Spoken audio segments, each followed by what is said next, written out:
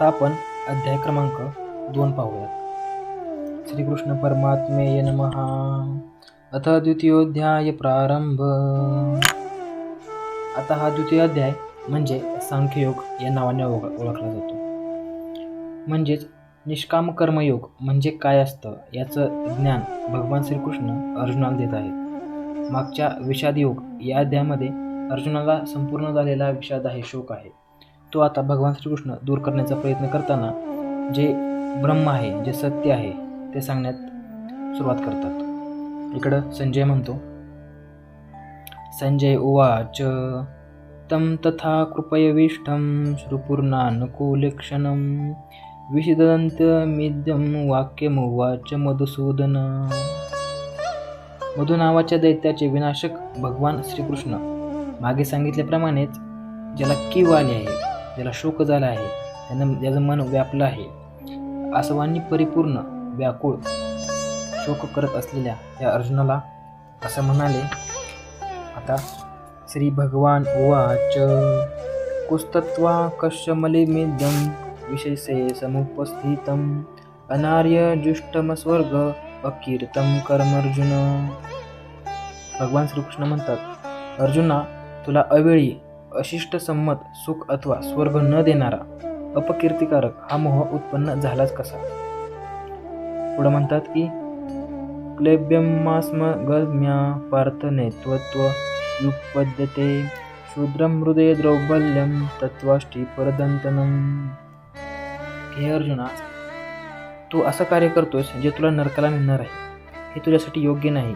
शत्रूंना ताप देणारा म्हणजे जो धनुर्धर अर्जुन होता, जो कौरवांसाठी काळ होता, त्याला ही अत्यंत हीन मनाची दुर्बलता सोडून उठून उभं राहिलं पाहिजे आणि युद्ध केलं पाहिजे.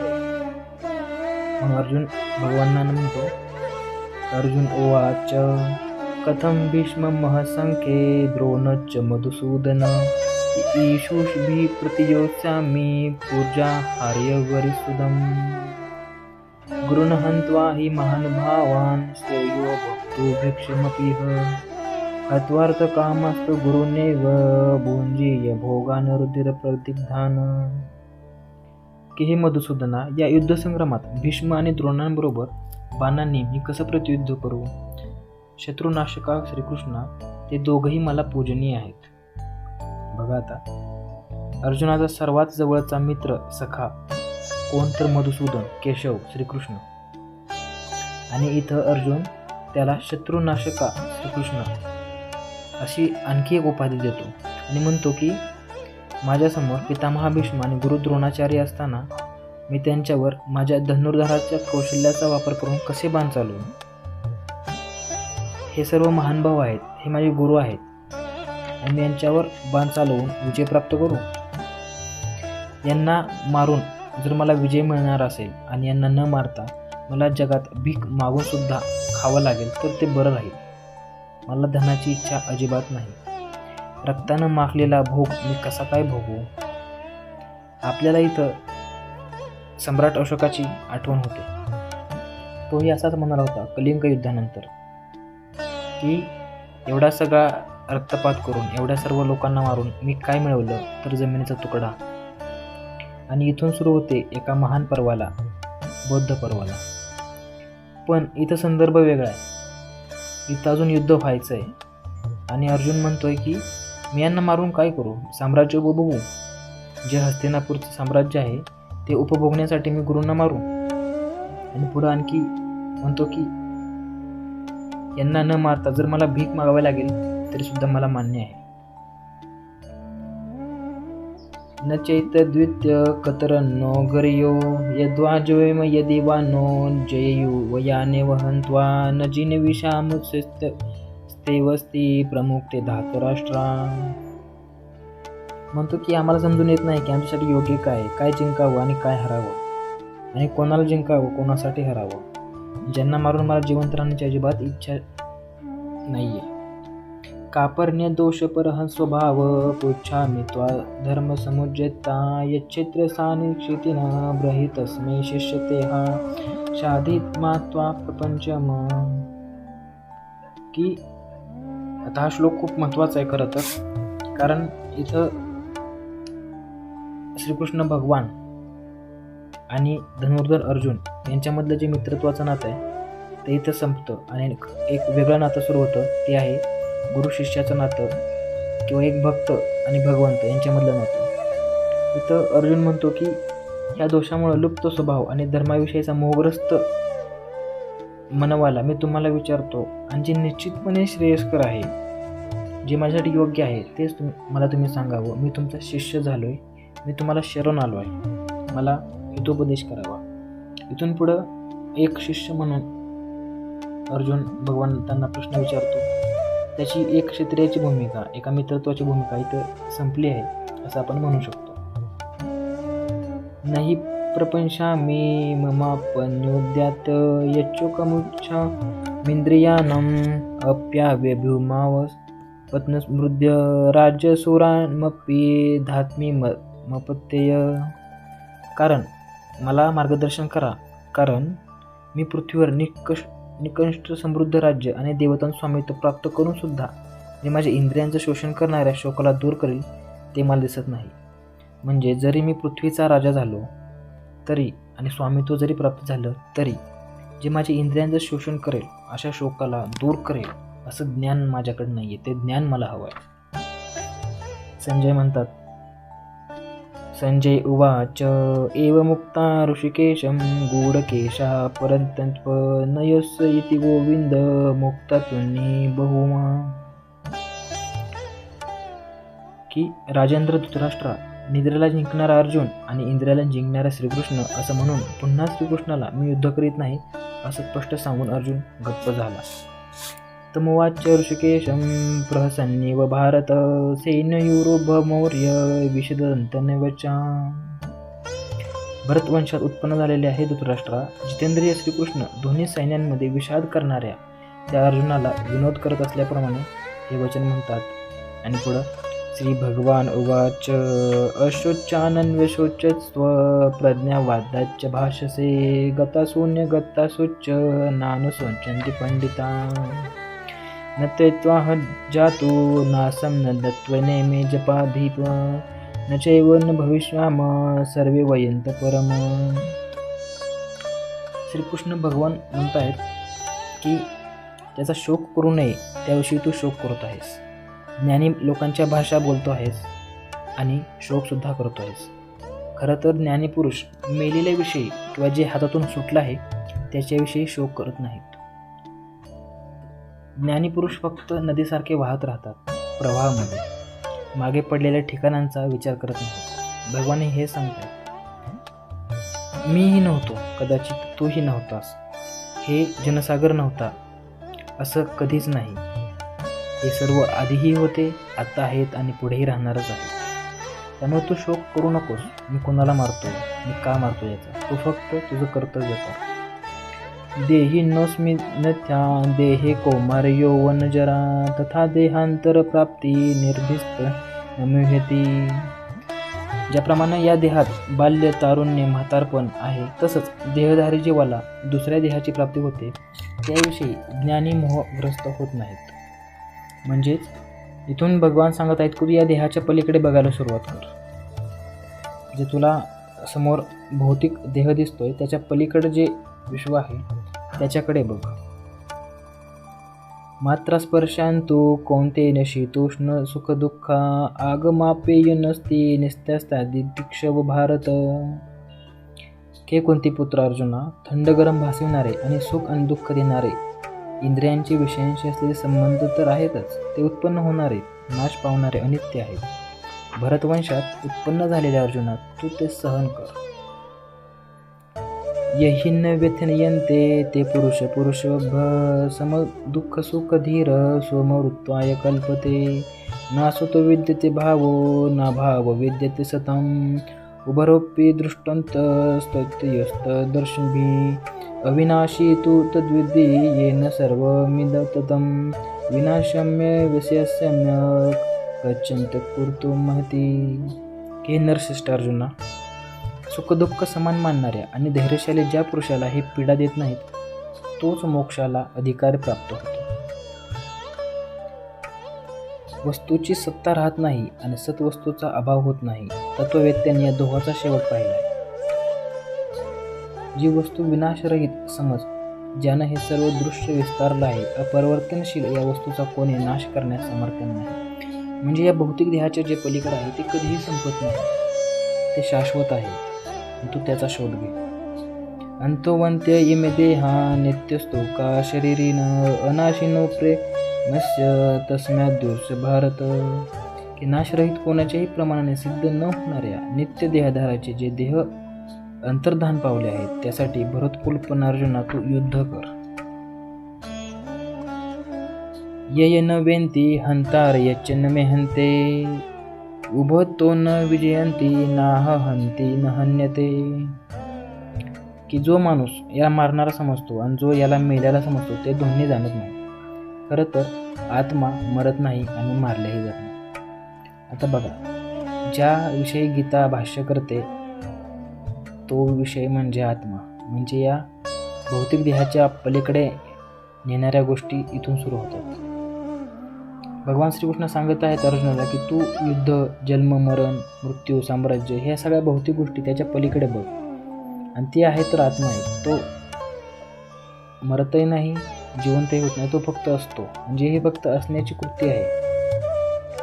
म्हणजे आपल्याला अगदी आजच्या विज्ञानातल्या भाषेतलं सांगायचं म्हटलं तर वेळ, टाईम, आपण याला अनंत म्हणतो.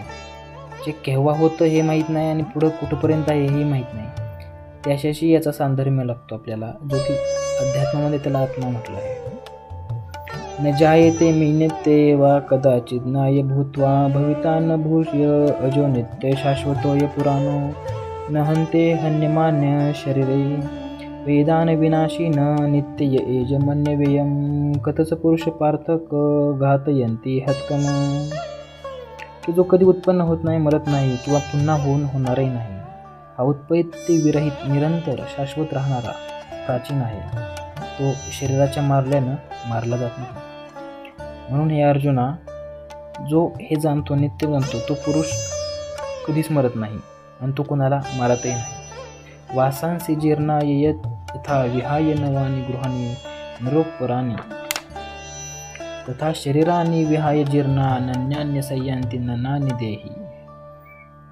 अतिशय मार्मिक असं उदाहरण देऊन भगवान श्रीकृष्ण अर्जुनाला सांगण्याचा प्रयत्न करतायत की जसं मनुष्य एखादं जुनं वस्त्र टाकून दुसरी नवीन घेतो, अगदी त्याचप्रमाणे जे देहधारी जीव आहेत, म्हणजेच थोडक्यात आत्मा आहेत, किंवा आपल्यामधलं जे चैतन्य आहे ते देह बदलत राहतं. फक्त जुना झालेला देह टाकून दुसऱ्या नव्या शरीरात जाणं एवढंच जन्म आणि मृत्यूमधला फरक आहे. याच्या पलीकडे जास्त काही नाही असं भगवान श्रीकृष्ण अर्जुनाला सांगतायत. आणि त्यापुढं त्या आत्म्याला तो अमर कसा आहे हे सांगताना पुढील श्लोक आहे. नैनम छिंदन्य शस्त्राणी नैनम दहति पावकम न चैन क्लिद त्यांपो न शोषयति मारुतः. की हा जो जीवात्मा आहे, जो आत्मा आहे, जे चैतन्य आहे, जे दिसत नाही, जे इमॉर्टल आहे, जे अमृत आहे, ह्या जीवात्म्याला शस्त्रे तोडत नाहीत, याला अग्नी जाळत नाही, पाणी सडवत नाही आणि नाही वायू सुकवत. आता बघा, आणि इथं एक विशेष असा शब्द वापरलाय, तो म्हणजे न शोयती मारुतः. शोयती सुकवू शकत नाही, मारुता म्हणजे वायू, हवा. आपल्याला इथं एक आपण हनुमान, त्याला एक नाव आहे मारुती, त्याचा इथे एक संदर्भ मिळतो आपल्याला. मारुता म्हणजे हवा.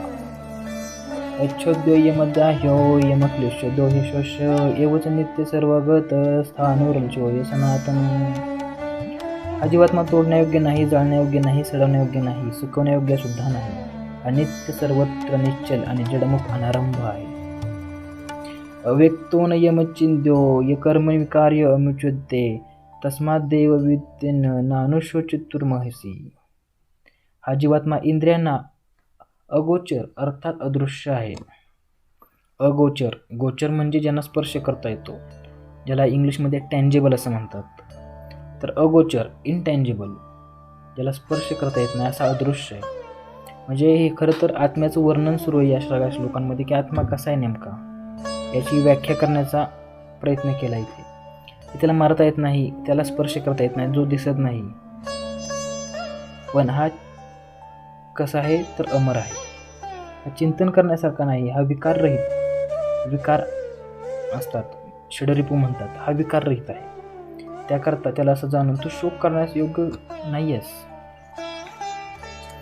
अथ चैन्य नित्यजात नित्य वामन्य स्मृतम तथापि त्व महाबाहो नैव शोचितुर्मसि जातस्य हि ध्रुव मृत्युध्रुव जन्म मृत्यस्य च तस्माद परिहारणे न हत्व शोचिर्मोहसी. बघ आता अर्जुना, तू या जीवात्म्याला नेहमी उत्पन्न होणारा किंवा मरणारा मानलास तरी अजन्भाऊ अर्जुना, या प्रकारे शोक करणं योग्य नाही. कारण जन्मच मरण निश्चित करत असतं आणि तुझं मरणच हे तुझा जन्म निश्चित करत असतं. त्यासाठी हे तुझ्या हातात नाहीयेच. याबद्दलच्या निरुपायापेक्षा शोक करण्यास अर्थच नाहीये काही. जी गोष्ट जन्मते तेव्हाच तिचा मृत्यू हा निश्चित झालेला असतो. त्यामुळे त्याच्यापासून दूर पळण्यामध्ये काहीही अर्थ नाहीये. अव्यक्तांदिनी भूतानी व्यक्त मध्यान्नी भारत अव्यक्तनिधी नान्यव्य तत्र का परिवेदना आश्चर्य वत्पश्यन्ति कच्चिदेन माश्चर्य वन्दति तैथैव चान्य आश्चर्य वचनमन्य शृणोति कृत्यान्येव वेदन चैव कश्चन. के भरत वंशोत्पन्न अर्जुना, प्राणी मात्र आरंभी अव्यक्त स्वरूप आणि शेवटी अव्यक्त स्वरूपच आहे. मध्य व्यक्त स्वरूप होय, त्या बाबतीत शोक काय कामाचा. आणि पुढे की कोणी या जीवात्म्याला आश्चर्यासारखा बघतो आणि तसेच दुसरा कोणी आश्चर्यासारखे सांगतो. इतर कोणी याला आश्चर्यासारखे ऐकतो, कोणी ऐकून सुद्धा याला जाणत नाही. देहि नित्यमवध्यो देह सर्वस्य भारत तस्मात् तो वर्णानी भूतानी त्व शोचितुर्मसि. की अर्जुना, सर्वांच्या देहधारी तो आत्मा सदा अवध्य होय, ज्याला वध करता येत नाही असा अवध्य होय. त्याकरता सर्व प्राणी मात्रांशी तू शोक करण्यास योग्य नाहीस. आता पुढील श्लोकांमध्ये भगवान श्रीकृष्ण सांगत आहेत की शास्त्रधर्मानुसार धर्मयुद्धाची गरज काय आहे. कारण अर्थातच अर्जुन हा वर्णाने क्षत्रिय होता, त्यामुळे हिंसाजन्य पाप न लागण्याचे प्रतिपादन भगवान श्रीकृष्ण करतायत की तू मारलं तर तुला हिंसेचं पाप कसं लागणार नाही. की स्वधर्म पपीचावेक्ष न विकंपतुर्मसी धर्माद्वी युद्धाक्षय क्षत्रियस्य न विद्यते यदृच्छाय चोपन्य स्वर्गद्वारम पावृतम सुखिन शास्त्रेन पार्थ लभते युद्धे दृश्यमा. की आपल्या शास्त्र धर्माला बघून सुद्धा भय मानण्यास तू योग्य नाहीस. कारण क्षत्रिय हा निर्भय असला पाहिजे असं भगवंतांचं म्हणणं आहे. कारण क्षत्रियांचे धर्मयुद्धापेक्षा दुसरे कल्याणकारक नाही. कारण क्षत्रियांचं कामच आहे की धर्मयुद्ध करणं, धर्माच्या संरक्षणाचं युद्ध करणं. जिथं जिथं म्हणून धर्माला ग्लानी येईल, जिथं जिथं म्हणून धर्माला अडचणीत येईल अशा गोष्टी असेल त्याच्या विरुद्ध युद्ध करणं हेच क्षत्रिय धर्म आहे असं भगवंत सांगतात. आणि सहज प्राप्त झालेले आणि मोकळे स्वर्गाचे द्वार आहे. जर तू हे धर्मयुद्ध करशील तर तू स्वर्गास प्राप्त होशील. अथ चेत्त्वमिमं धर्मसंग्रामेन करिष्यसि तदा स्वधर्म कीर्तिच हित्वा पापवास्यसि. आणि तू करशील तर स्वर्गाला प्राप्त होशील, पण तू जर हे धार्मिक युद्ध करणार नाहीस तर त्यानंतर स्वधर्म आणि कीर्ती टाकून तू पाप करशील. म्हणजेच इथं अर्जुनाचं कर्तव्य आहे क्षत्रिय धर्मानुसार की धर्मयुद्ध करणं, पण तू जर करणार नाहीस म्हणजेच कर्तव्यापासून दूर जाशील तर अर्थातच तू पाप करशील. अकीर्तीचापि भूतानि कथयिष्यन्ति ते व्याम संभवितस्य चार्की मेदमर्यान दिंचते. आणि हे बघ, सर्व लोक निरंतर राहणारी अपकीर्ती देखील वाखाणतील. म्हणजे तू जो धनुर्धार आहेस एवढं सर्व असतानाही जर तू धर्मयुद्ध करणार नाहीस तर तुझी अपकीर्ती सर्व लोक वाखाणतील. म्हणजे तुझ्या जनमानसातून टीका होईल. आणि एखाद्या प्रतिष्ठाची अपकीर्ती होण्यापेक्षा मरण बरं असतं, किंबहुना मरण्यापेक्षा ते खूप असं वेदनादायी असतं असं भगवान श्रीकृष्ण सांगतायत. भयाद्रना दुपरस्त मत्स्यस्य त्वा महारथा एषाच तो बहुमतो भूत्वा यस्यसि लाघवम् अवाच्यन वादश्च तवा हिता निंदस्तेव सामर्थ्य तो दुःख नमो किम हतो वा प्रास्यसी स्वर्ग जित्वा न भोगसे तत्मा दृष्टीनं कोणतेन युद्धान कृतनिश्चय. की तू भीतीतून युद्ध करणार नाहीस तरी तू तिरस्काराला प्राप्त होशील. तुझे शत्रू तुझे युद्ध सामर्थ्य निंदत असताना पुष्कळशी अयोग्य अपवादात्मक वाक्य बोलतील. त्यापेक्षा अधिक दुःखदायक काय असेल. म्हणजे तुझे समोरचे राहिलेले उभे राहिलेले शत्रू आहेत, कौरव आहेत, कौरवांचा सैनिक आहे, दुर्योधन आहे, यांच्यासमोर तू असे भीतीने युद्धातून पळून जाशील तर याशी काही वाक्य बोलतील आणि त्यापेक्षा तुझ्यासाठी अधिक दुःखदायक काय असू शकतं. समदुःखे समकृत्वा लाभा लोभ जय जयान तदो युद्धाय युजस्व नैनम पापमवस्यमी. सुख आणि दुःख समान करून तसंच लाभ अलाभ जय पराजय समान करून नंतर युद्ध कर. अशानं तू पापाला प्राप्त होणार नाहीस. म्हणजेच तू कोणतीही अपेक्षा करू नकोस, ना सुखाची ना दुःखाची, ना यशाची अपयशाची, लाभ नको अपलाभ नको. तू फक्त कर्म कर. अशानं तू कर्मफळापासून मुक्त होशील. आणि आता इथून पुढं खरे निष्काम कर्मयोगाचे श्लोक सुरू होतात की ज्यामुळे युद्ध करण्याची गरज निर्माण होते किंवा युद्धाची खरी गरज सांगणारे श्लोक आहेत. एषा ते विहिता सांख्येन बुद्धियोगे त्विमा शृणु बुद्ध्यायुक्तो या पार्थ कर्मबंध प्रहास्यसि नेहाभ्रीकर्म न श्वस्ति प्रत्यवायो न विद्यते स्वल्पमेवस्य धर्मस्य त्रायते भव महत्व भयात. की अर्जुना, ही बुद्धी तुला ज्ञानमार्गात सांगितली. तुला हीच बुद्धी कर्मयोगात ऐक. ज्या बुद्धीनं तू युक्त असलेला तू कर्मबंध तोडशून टाकशील. म्हणजे कर्मबंध म्हणजे काय तर तुम्ही कर्म करताना जी मनात इच्छा धरतात ते कर्माशी तुम्हाला बांधून ठेवतात. ते कर्माचं तुम्हाला फळ भले ते चांगलं असो अथवा वाईट असो, चुकीचं असो बरोबर असो, त्याशी तुम्ही लिंक होता. तर हे लिंकिंगची प्रोसेस बंद पडायचं असेल तर तुम्हाला कर्मयोग करावा लागेल. म्हणजेच कर्म फळाची इच्छा सोडावी लागेल.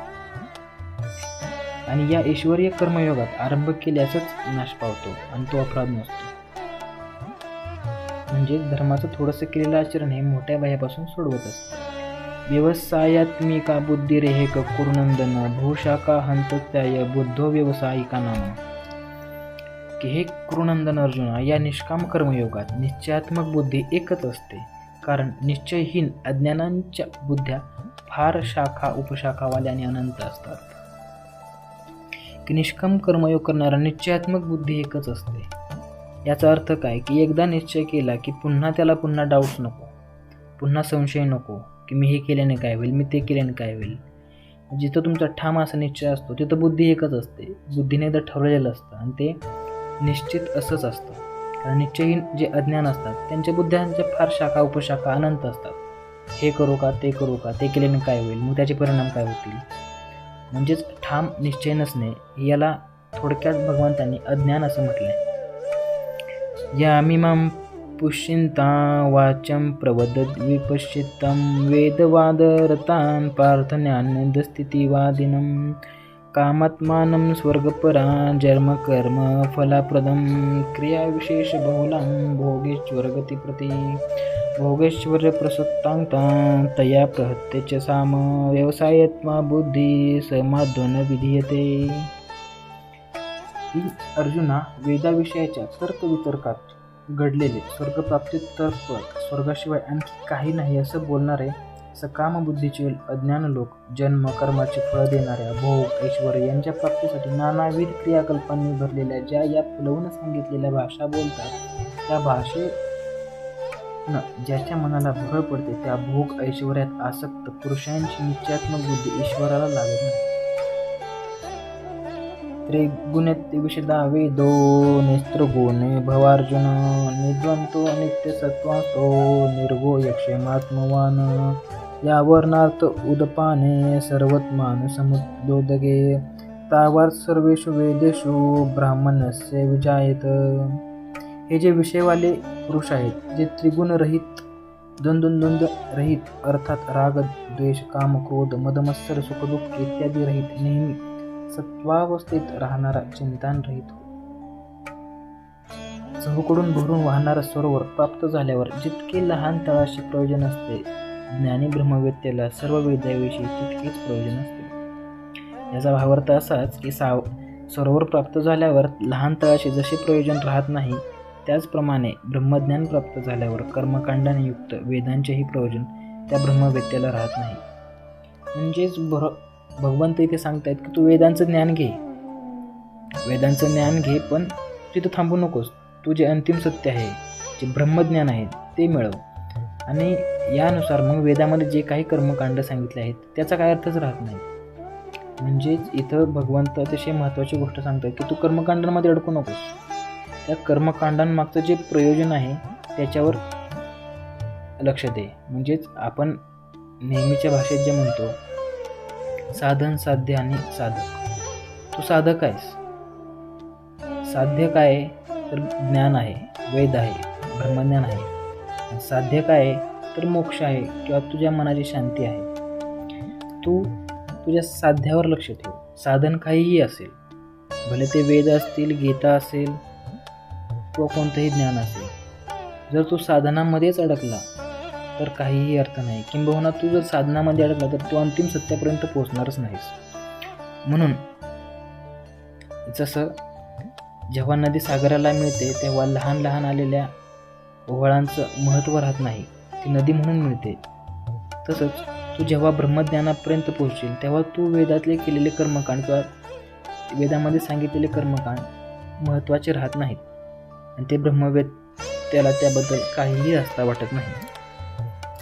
आता जो पुढचा श्लोक आहे अतिशय असा सर्वपरिचित असावा, जो खूप जण सांगतात आणि खूप आपल्या दैनंदिन आयुष्यातही महत्त्वाचा आहे.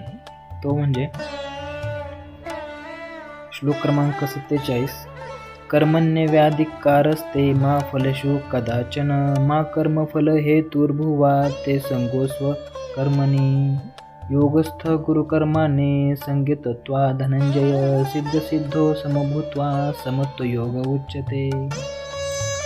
बघा, कर्मण्यव्याधिकारस्ते मा फलशु कदाचन. तुझी निरीच्छा कर्म करण्याचाच अधिकार आहे, फळाविषयी केव्हाही नाही. तू कर्मफळाला कारण होऊ नकोस. तसेच तुझी अकर्मात आसक्ती पण असू नये.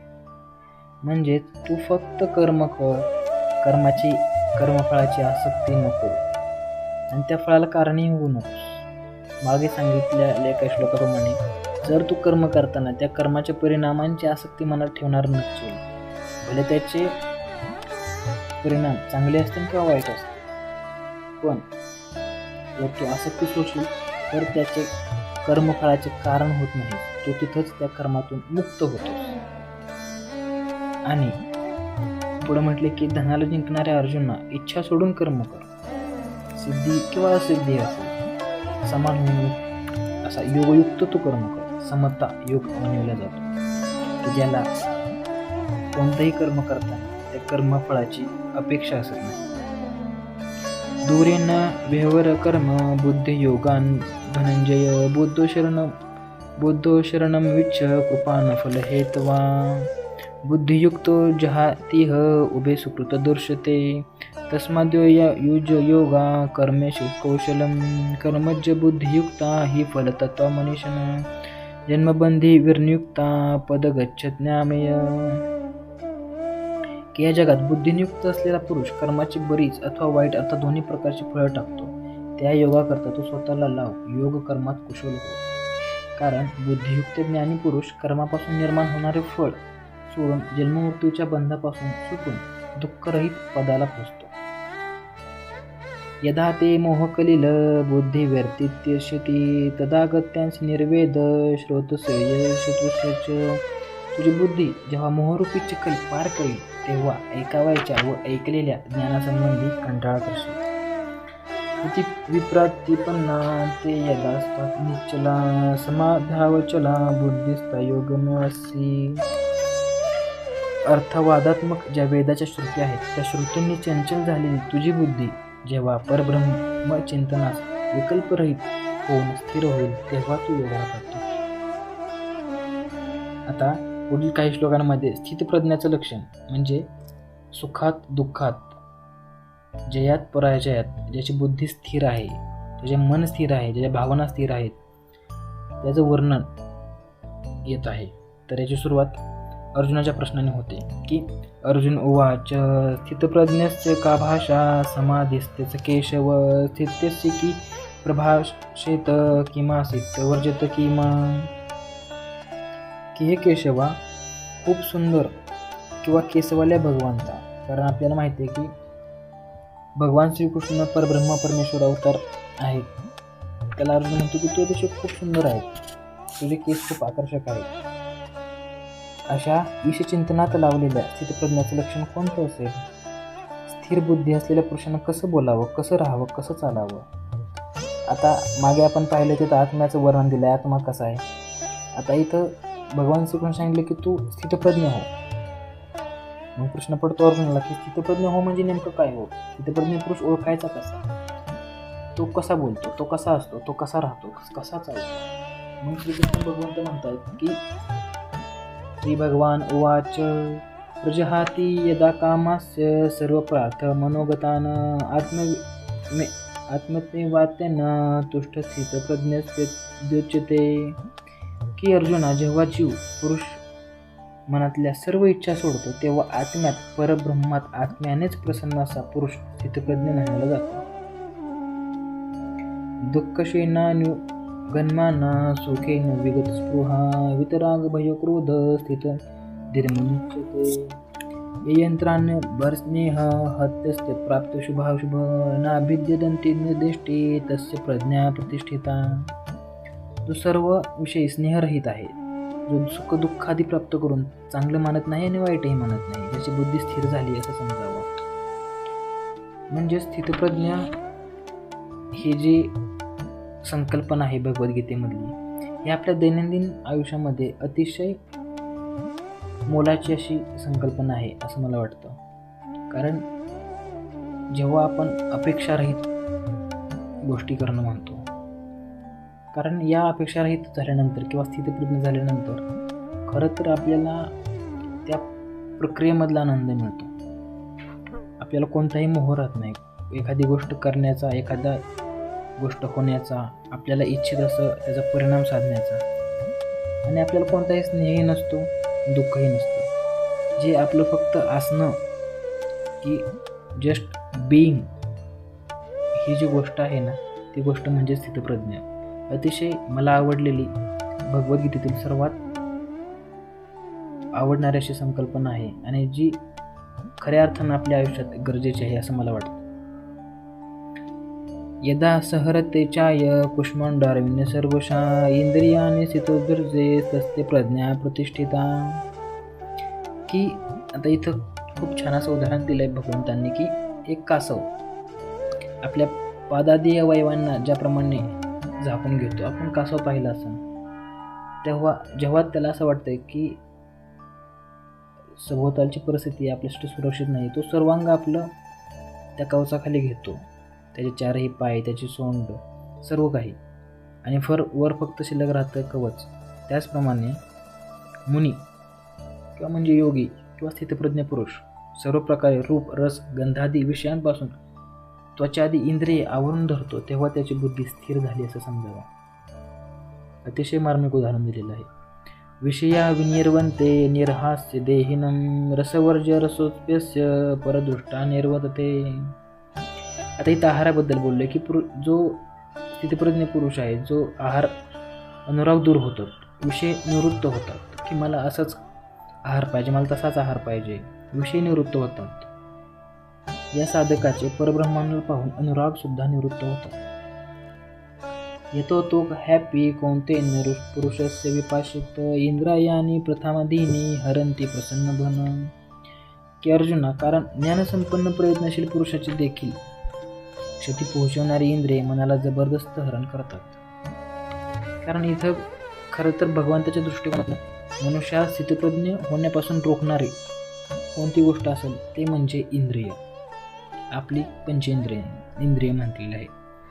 आणि याच्यावर पुढे सांगतात की ताने सर्वाने संयम्यम युक्त आसत्ती मत्परा वशे ही स्त्री इंद्रियाने तस्य प्रज्ञा प्रतिष्ठिता.